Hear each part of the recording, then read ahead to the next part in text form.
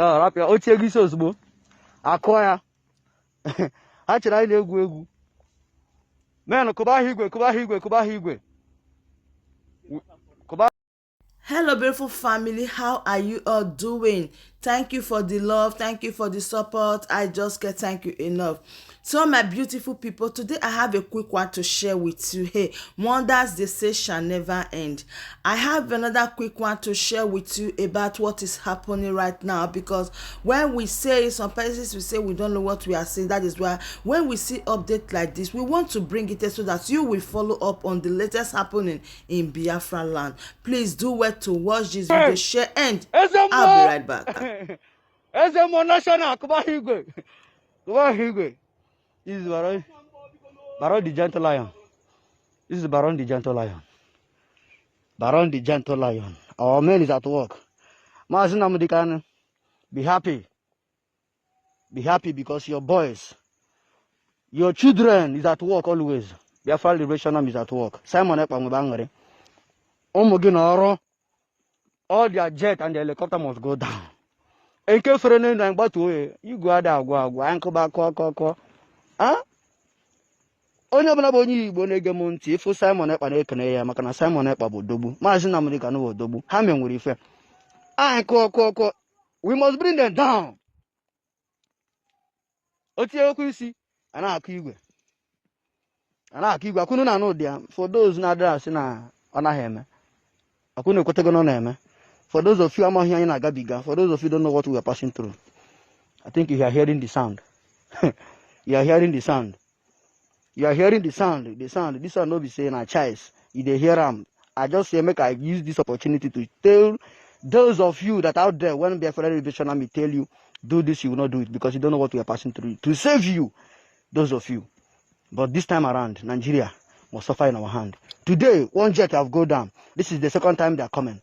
One jet have go down. One collect gunshot and go and crash on the way. They have posted it already. Themselves using their hand to post it. Yesterday, we collect their chain gun and their healers with their guns. That is why they are coming. We collect enough of their weapons yesterday from them. That is why they are coming to attack us. And we are getting them done today, being Thursday, which is the day 14th of September. One of their jets have gone down. So, the remaining one that is still trying to, we are with them. One helicopter must go down today to make the jet that have gone down today too. We are with them. We cannot run away from our enemies. They are too small for Biafra Liberation Army to handle. Biafra Liberation Army is the only army that can defeat anybody on this earth that said that they have power. They have brought different kind of people here. They have brought different kind of animals here to come and fight us. Different kind of things. But we defeated them all because we are covered with the hand of Chukwu Okike Abiyama. This is Baron the Gentle Lion. In case for those that never see my face before, this is my face. For you to know, when I tell you, Biafra Liberation Army will destroy Nigeria and bring Nigeria down to the ground. You will know that I mean what I'm saying. For those of you who think, I just say, let me just show you people small thing for what we are passing through. Today, many of you will see it. And after seeing it, when we give you order, you must respect us, because if you make us to be angry, if you get us angry, we will do what you do not expect us to do. See, we are at war with them. This is forest, so in case you don't know. See. Man the road. How mo Biafra na. Gala gbagio one this year. Man the day now we dey conquer the go, we go conquer the go. We go conquer the go. We go conquer the go. Until we reach the land of Biafra. We go reach there. We not go reach there. We go reach there. We reach there. No, we for Nigeria until Biafra come. Hey, who the?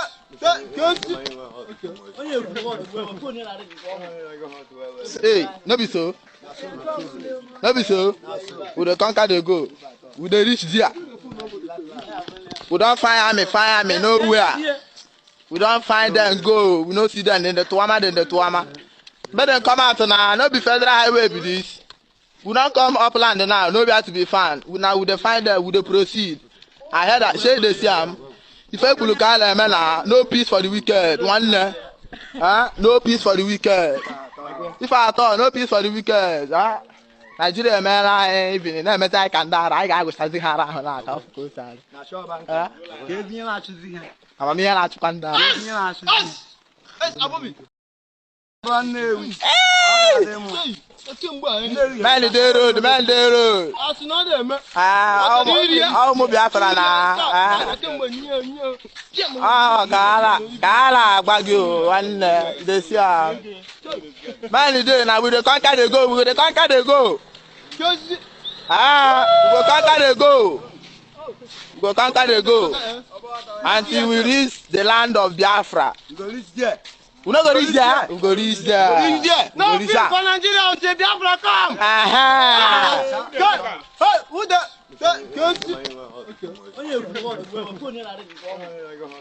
Hey, no be so. No be so. We dey conquer the go. We dey reach there. We don't find army nowhere.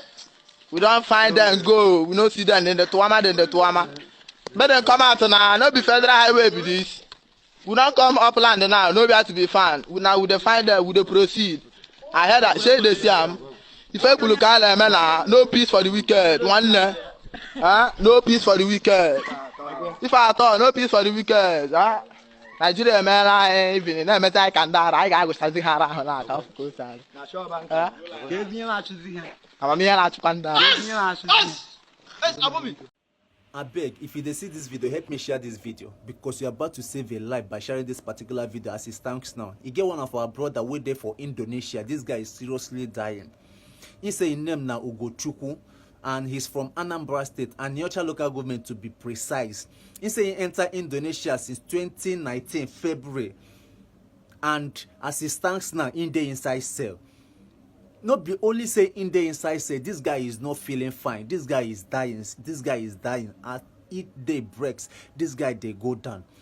This guy talk say police arrest him for overstaying because me I don't even know what him be overstaying because since when my mama born me I never come out for this Nigeria. Not until I come out now I go know what him be overstaying. Either they play music, I go know how I go take keep my leg there dance and because as I did like this now never go before. So this guy they call 1 million Nigerians to come for his rescue because this guy even coming for video call. Oh boy. He get some self say we be say Nigeria say better packs. The place where they put this guy safe, me safe. If I did that place, I go don't buy since. I go don't buy. This guy saying don't they try to reach so many people. This guy don't do so many videos to get across 1 million Nigerians. People waiting to say we go feel help and we go feel come for a rescue. We go feel contact all the odogus wait there for the Indonesia. May they come for a rescue. Say don't try. You know they succeed. If they call 1 million Nigeria, people like Okuro and Dons, you know all those people now where if you say go feel come help them. I beg, help me share this video. If you see this video, this our brother need our help. This our brother need our help in Indonesia. This guy is dying. This guy is seriously sick. Ain't coming for video call. I see him. I shed tears because me I don't even know what I go feed do. Only thing what I go feed do now to bring this thing for Facebook. When we see whether we go fit see help to bring this guy because this guy saying don't tire. He say no one stay for Indonesia again. Say he want come back to Nigeria. Not only him and his sister the mama born. Not only him and the sister, the mama born. He say before he travel come up for this Nigeria here, say now him the cater for the family and he never ready to die. I beg. Make una help me share this video. This our brother need help. And Nyocha people, and Nyocha local government in Anambra State. I beg una son dey Indonesia. Una son dey Indonesia and the guy is seriously sick. The guy is dying. Make una do something about this particular guy. I use God name beg una. And Nyocha people, Anambra people, Igbo, biko nu batara nwanu no se enyemaka. Una mene nwuchu. Biko afọ mbụ Ugochukwu Nwobi. Abụ m Anambra State na Nyocha local government. Abịa m Indonesia 2019 February. So we made my arrest maka papers expire on the December 21st, 2020. so wee detain m maka pepas m mere expire ha wee na-ana m ego overstay na nna ha ga-edipọtụ m. So biko ana m ayọ ndị Igbo be anyị biko ndị mmadụ dịka Okwuluọla anyị dọn biko kpọtanụ m ọsọ enyemaka.